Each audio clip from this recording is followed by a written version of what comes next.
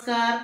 चला आजच्या या व्हिडिओमध्ये आपण जी 2019 ची प्रश्नपत्रिका राहिलेली आहे गणिताची ते आपण कंटिन्यू करणार आहोत.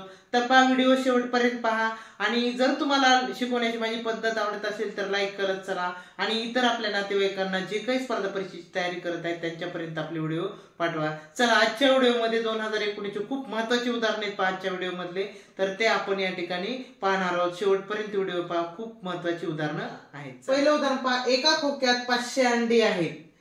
3/25 अंडी फुटली आणि उरलेल्यांपैकी 4/5 अंडी विकली. उरलेल्या अंड्यांची संख्या किती आहे? तर पहा, अंडे किती होती? 500 होती. मग आपण काय करू, अंडे 500 इथनं त्याच्यातले फुटले किती? 3/25. म्हणजे आपण त्याचा 3/25 काढून घेऊ, म्हणजे फुटलेले किती ते लक्षात येईल आपल्याला.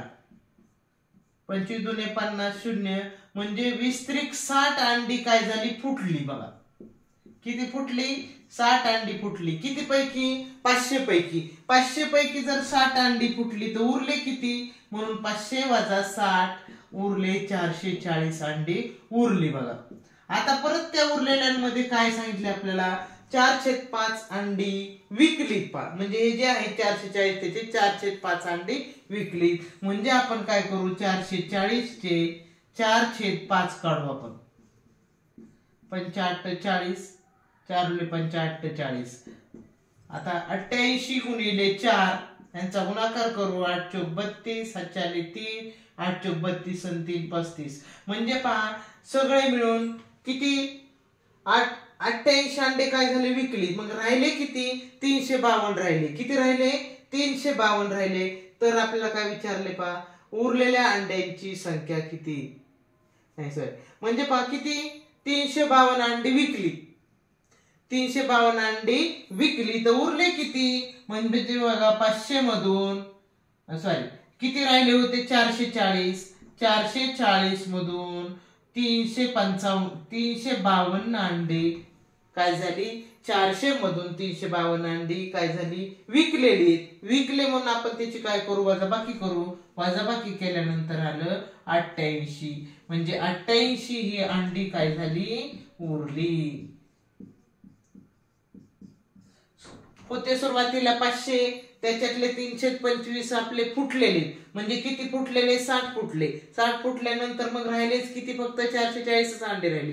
त्याच्यामधले त्याचे 4/5 विकलेत. म्हणजे 4/5 काढले आपण तर किती विकले? 352 हे काय झाले? विकले. आणि मग उरले किती? 440 मधले 352 विकले. मग फक्त उरले आता 88 अंडे उरले. बघा, दुपारी 3:05 ही वेळ कशी लिहिली जाते? आता 3 वाजून आता 5 मिनिटे. 5 मिनिटे म्हणल्यानंतर एक लक्षात घ्या, 5 म्हणल्यानंतर 0 आणि 5 लिहायचं. 5च्या पुढे जर 0 दिला तर 50 होईल. मग नुसतं 5च लिहिलं तरी सुद्धा 50 होईल, कारण त्याच्या पुढे 0 कधी पण येऊ शकतो, कारण दशांशच्या नंतर कधी 0 असतो. म्हणजे हे झाले 3:05. आता दुपारची वेळ आहे म्हणून आपण इथं PM लिहायचं. काय लिहायचं? दुपारची वेळ असल्यामुळं PM लिहायचं. दुपारची वेळ असल्यामुळे PM लिहायचं. म्हणजे ही वेळ 3:05 दुपारची ही वेळ अशी लिहिली जाते. बघा 0 3 6 7 आणि 9 या अंकाची पुनरावृत्ती न करता बनलेल्या 5 अंकी मोठ्यात मोठ्या कमाल संख्येमधील आणि लहानात लहान किमान संख्येमधील अंतर किती? अंक दिलेले 5 0 3 6 7 आणि 9 या अंकापासून आपल्याला मोठ्यात मोठी म्हणजे कमाल संख्या आणि लहानात लहान अशी 5 अंकी संख्या, दोन्ही पण 5 अंकी संख्या, ह्याच्यामधला फरक किती विचारले पहा. तर याच्यामधले आपण कमाल संख्या तयार करू. कमाल म्हणजे मोठी. कमाल 5 अंकी संख्या तयार करत असताना अगोदर सगळ्यात मोठा अंक घ्यायचा. 9 7 6 3 आणि 0. एक लक्षात घ्यायचं, आपल्याला टिप काय दिलेली बघा, पुनरावृत्ती न करता, म्हणजे एक अंक परत तो आला नाही पाहिजे. म्हणजे ही झाली कमाल संख्या म्हणजे मोठ्यात मोठी. आता किमान संख्या कोणती? किमान म्हणजे लहानात लहान. लहानात लहान संख्या तयार करत असताना अगोदर सुरुवातीला लहान अंक घेऊन असं चढत्या क्रमानुसार अंक मांडायचे, पण शून्य लहान आहे म्हणून सुरुवातीला कधी घ्यायचा नाही, तो 2 नंबरला घ्यायचा. म्हणजे त्या शून्यापेक्षा जरा मोठा कोणता 3, त्यानंतर 0, 6, 7 आणि 9 अशा प्रकारे ही झाली किमान संख्या. किमान म्हणजे लहानातला, त्यांच्यातला फरक किती. फरक म्हणल्यानंतर आपण काय करायची, त्याची वजाबाकी करायची.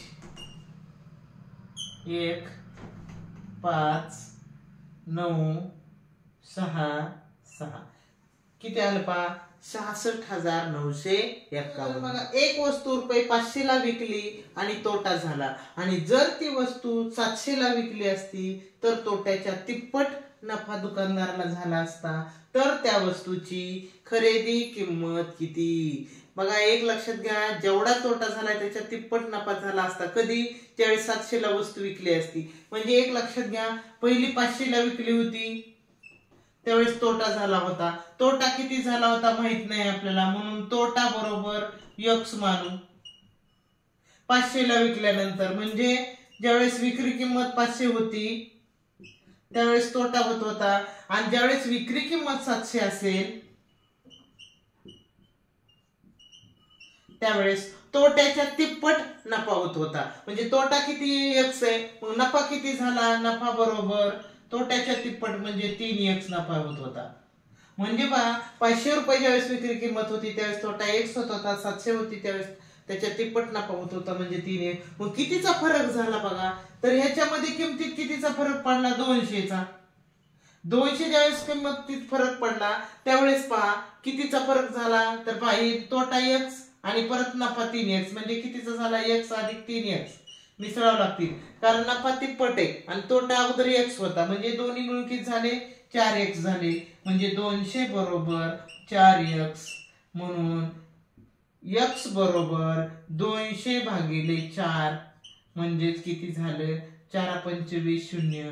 म्हणजे x बरोबर 50, म्हणजे नफा तोटा बरोबर किती झाला, 50. तोटा किती झाला, 50. कितीला विकली तेव्हा, 500 ला. म्हणजे 500 रुपये बघा, ज्यावेळेस 500 ला विकली त्यावेळेस तोटा 50 रुपये तोटा झाला. तोटा झाला म्हणजे कमी किंमत आली, म्हणजे त्याची म्हणजे खरेदी किंमत किती असेल त्याच्यात 500 मध्ये 50 मिसळावे लागतील. म्हणजे 50 रुपये जास्त घेतले असेल तर तोटा झाला नसता, म्हणजे त्याची खरेदी किंमत किती असेल, 550. म्हणजे त्याची खरेदी किंमत आली 550 रुपये.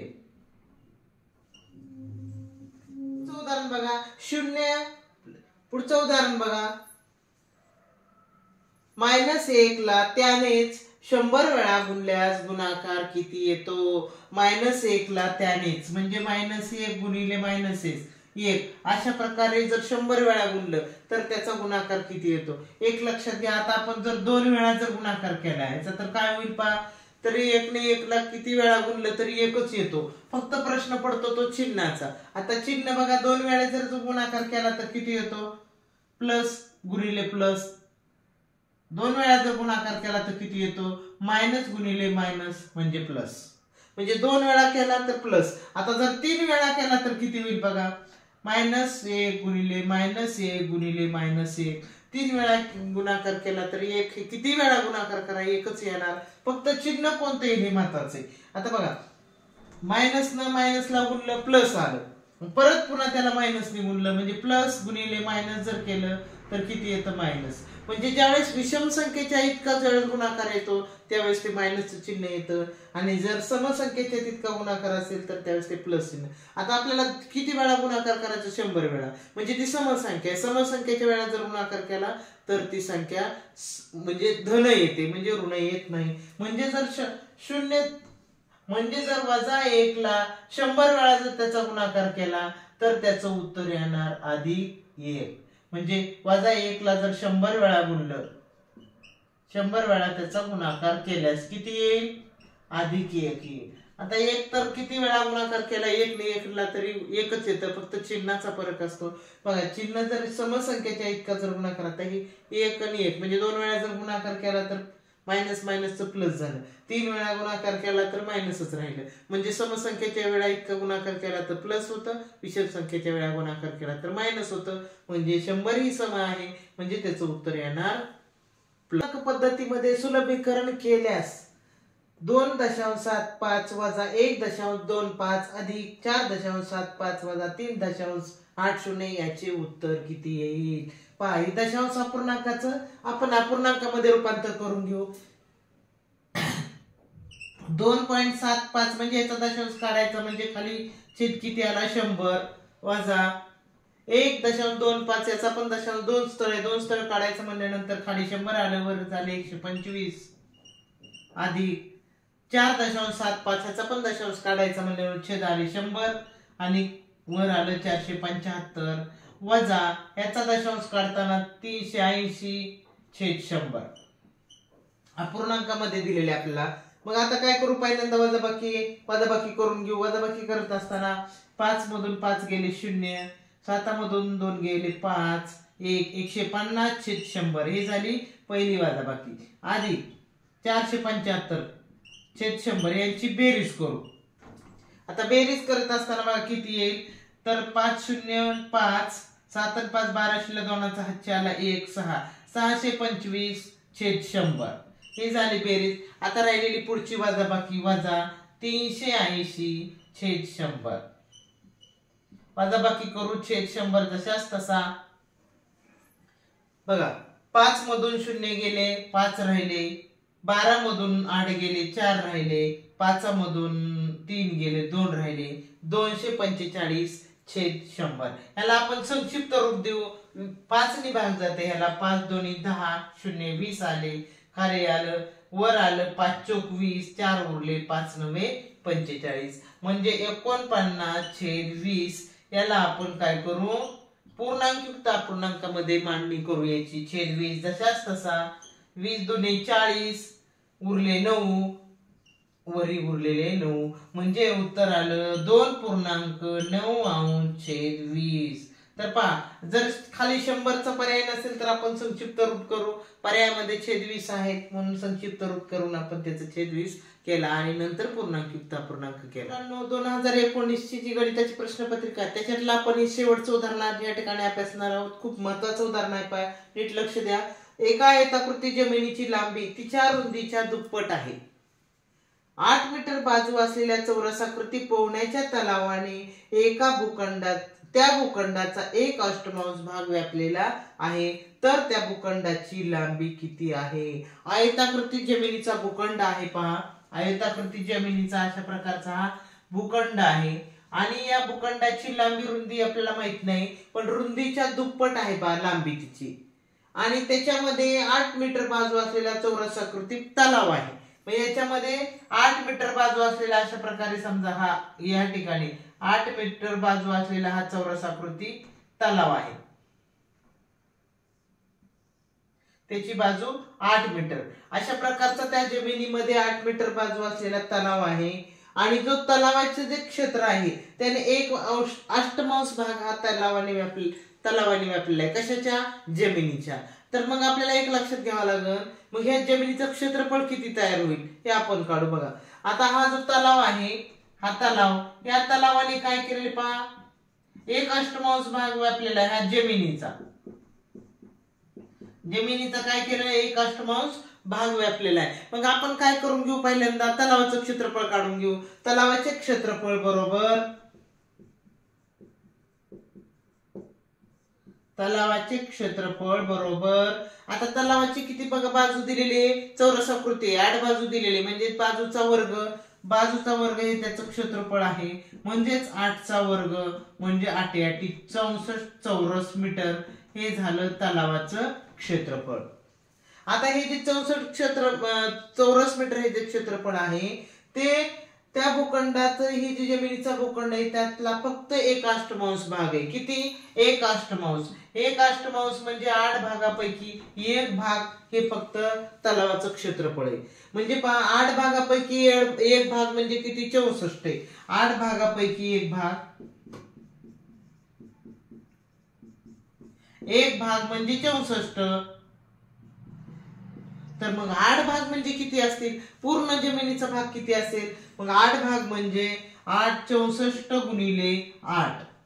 1 भाग म्हणजे 64 आहे. मग 8 भाग किती? म्हणून गुणिले 8 त्याला केला 8 चौक 32, 4 3, 8 6 48 आणि 3 51 म्हणजे 8 भाग म्हणजे 552 म्हणजेच त्या जमिनीचं जे क्षेत्रफळ आहे ते झालं 552 हे जमिनीचे क्षेत्रफळ. जमिनीचे क्षेत्रफळ किती निघाले? जमिनीचं क्षेत्रफळ निघालं 512. 512 हे त्या जमिनीचं क्षेत्रफळ आलं. आता जमिनीचं क्षेत्रफळ माहितीये. आता आपल्याला त्याचं विचारलं त्या भूखंडाची लांबी किती. आता रुंदीच्या दुप्पट आहे बघा लांबी. मग रुंदी आपण किती मानू? x मानू. रुंदी बरोबर x. मग लांबी तिच्या दुप्पट आहे. मग लांबी बरोबर 2x. आणि आता त्याचं क्षेत्रफळ माहिती तुम्हाला. आपल्याला क्षेत्रफळ किती आलेले त्या भूखंडाचं? 512. मग सूत्र काय बघा त्याचं? लांबी गुणिले रुंदी म्हणजे त्या भूखंडाचे क्षेत्रफळ बरोबर लांबी गुणिले रुंदी म्हणजेच किती बघा त्याचं क्षेत्रफळ आलेले 512 बरोबर लांबी किती आहे? रुंदी किती आहे बघा? 2. लांबी झाली 2x आणि रुंदी झाली x. याचा गुणाकार केला म्हणजे 512 बरोबर 2x चा वर्ग.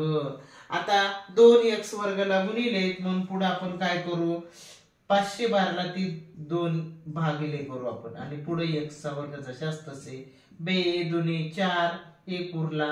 2 पंचे 10 1 उरला. बेस आहे 12 म्हणजे 256 बरोबर x चा वर्ग. म्हणून x बरोबर आता हे 256 वर्ग आहे तर 256 चा वर्ग म्हणून निघालं 16 म्हणजे x बरोबर 16 म्हणजे रुंदी बरोबर 16. रुंदी बरोबर 16 मीटर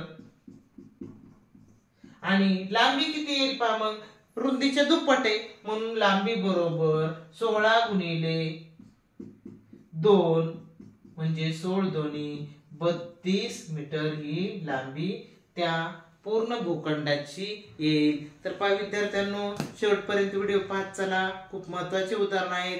सगळ्या स्पर्धा परीक्षेसाठी ते उपयुक्त पडणार आहेत. शेवटपर्यंत पहा. धन्यवाद.